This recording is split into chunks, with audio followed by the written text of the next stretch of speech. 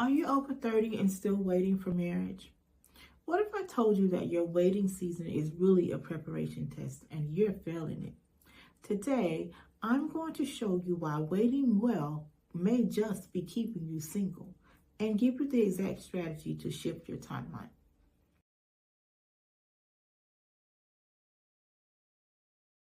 I'm Arnitris L. Strong, the founder of Love Elevated with Arnitris, a kingdom marriage preparation expert.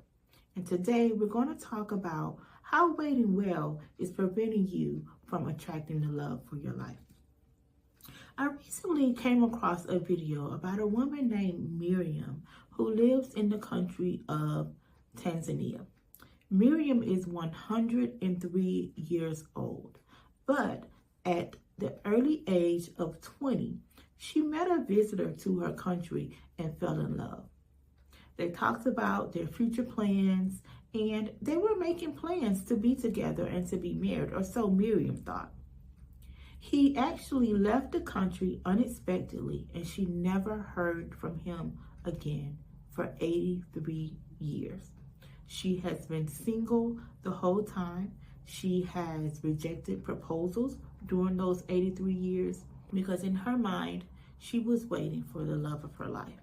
Now, it's easy for us to speculate what happened to her beloved. He could have been called away on business. He could have been drafted into the army and went off to war. He could have died in battle. He could have just gone back to his country where he had a wife and children waiting for him. But we'll never know exactly what happened. But what we do know is that Miriam spent 83 years of her life single, pining away for a love that would never come. One of the things that really struck me about this video was that she talked a lot about how in her village, marriage is sacred, and that having sex outside of marriage or having children outside of marriage was frowned upon, which those are some of the basic tenets of Christianity, right? But can we imagine how much differently her life could have been? She really could have, if she had opened up her heart to the possibility of another love. I think that is very, very sad that this has been her fate, and now she is 103 years old, never been married, and no children. And those are both things that she desired. Let me ask you something that may feel a little bit uncomfortable. What if your spiritual maturity is actually a preparation blind spot? This is something that I found out after working with countless kingdom singles. They are spiritually mature, but they aren't aware of the areas of their lives that they should be using this single season to actually prepare for their kingdom marriage. Let's think about Esther for a minute. Did she wait well for her marriage? No. Scripture tells us that she spent 12 months of strategic preparation for her kingdom marriage. But here's something that most people miss about the story. Today, I want to share with you what I call 3 P's of strategic preparation. Now, you may want to grab a pen and some paper or prepare to screenshot this framework. You're going to want it for later. The first P is position before petition. Say it out loud. Position before petition. Let's think about David. Before he became king, he positioned himself, and he did that by strategic excellence in the palace, intentional character development, purpose-aligned service, and leadership cultivation. Quick, I want you to type P1 in the comments if you've been petitioning God for marriage, but you haven't been focused on your position. The second P is preparation. Think about this. Prepare for the person, not just for the promise. Let's consider Esther. If we look at Esther's protocol, she spent a season of character development. This was her season of myrrh. She also spent a season of gift refinement. This was her season with the spices. She spent a season of strategic excellence, and all of this helped to align her purpose. And because of all of these things, this preparation period, she was ready for the time when she would be the voice of her people before the king. Now, I want you to drop a heart down in the comments if all of these things are starting to come together. You're seeing the pieces come together. Now, the final P is purpose. And we're going to talk about our friend. We're going to consider our friend Joseph here for just a moment. The key phrase here is purpose precedes partnership. Now, Joseph's story shows us this perfectly, right? We see Joseph excelling in his current assignment, and it didn't matter where he was.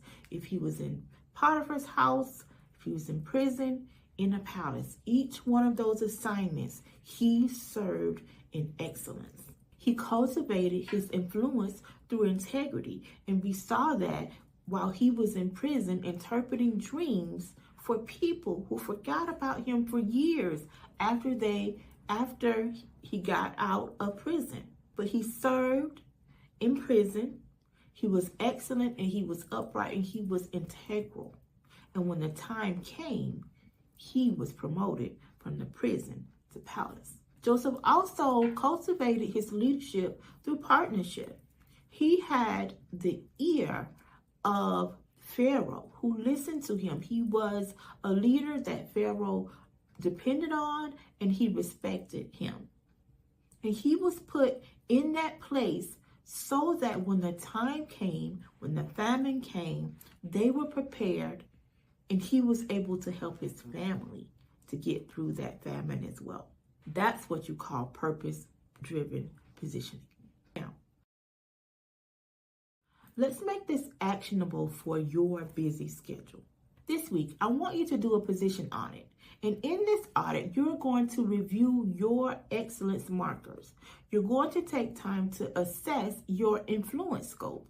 What areas of your life do you have influence? What areas of your life do you have where people come to you, they value your opinion, and they respect your position? And the next thing that you're going to do is you're going to evaluate your purpose alignment. All of this is important for your preparation season. So that's what you're going to do this week. This month, you're going to do a preparation reset. You're going to think about your character development. What areas of your character need some refinement? Make a plan to start to refine that character now. It's going to serve you well later. You're going to activate strategic positioning, making sure that you're in place just as Esther was for such a time as this. And then the last thing that you're going to do is you're going to begin your purpose activation. Find out what areas of your life integrate with your purpose and where you feel that you're being called to lead, to minister. And this could be, you may not be called to any ministry, but you may be called to align your purpose in your career. Figure out where that is happening and set a plan to put it in place. And then in the next 30 days, you're going to accelerate your purpose. You're going to expand your impact. That means that you may have to get out of your comfort zone for just a little while. You're going to increase your influence. Find out where you can be of service and jump in and help. And then you're going to intensify your preparation. So I want you to know that your waiting season ends when your preparation strategy begins. Last chance, if you're serious about your Kingdom Marriage preparation, I am hosting a free Kingdom Marriage Breakthrough Masterclass this month. The link is in the bio. Secure your space now. Now, before you go, take these 3 actions. Screenshot the protocol, the 3P protocol. Save your strategic action steps and register for the masterclass. The link is in the comments. And which of the 3 P's do you need to focus on most? Position, preparation, or purpose? Let me know down in the comments.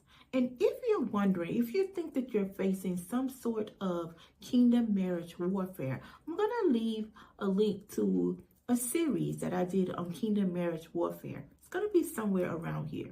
Take a look at those videos, and I'll see you in the next video.